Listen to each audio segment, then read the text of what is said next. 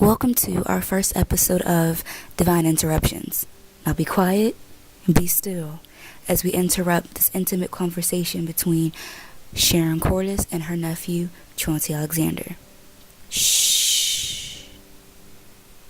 So, what is God saying this season for the believer in Christ? This season, God has been showing me about a house divided cannot stand.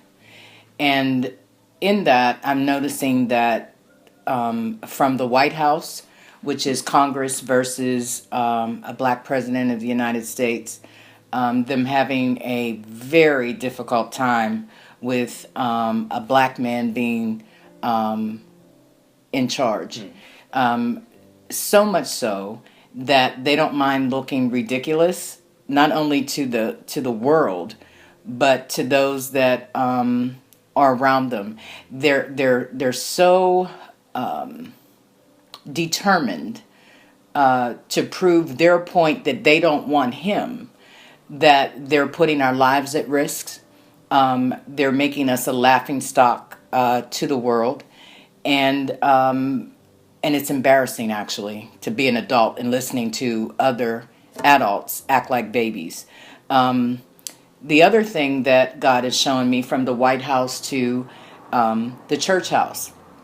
So you have the head of the government, division in that house. And then you actually have in the church, you have a division, God versus man. And what is being very clear is that there are these little kingdoms that pastors and ministries are building, and they're using God's name to co-sign their agenda for their kingdom.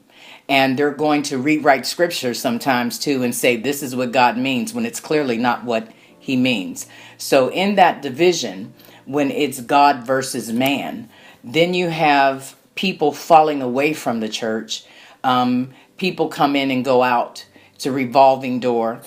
People are not really interested in what the church has to say. They're more interested in what man has to say, because man has been building his kingdom. Yeah.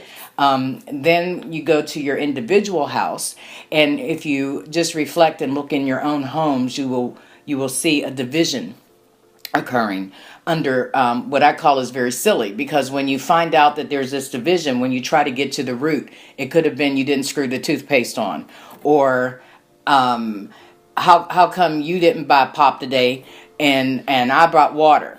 But the end result of that underlying friction, which is so silly that nobody seems to check, is that people stop speaking. When they stop speaking, they start justifying why this is happening, not really remembering that it was over something foolish. So now you have people getting divorced behind something goofy. You'll have family members at each other's throat. You'll have parent against child, brother against sister, mother against daughter. You have all these dynamics, and then you go outside and you're rude to your family inside, but nice to your neighbor. Yeah, that type of stuff. What does that mean for? Because I'm young in Christ and I'm learning, but even that doesn't sound right. So what does that mean? What does that mean for God? How does God feel about that right now? What's his action to that?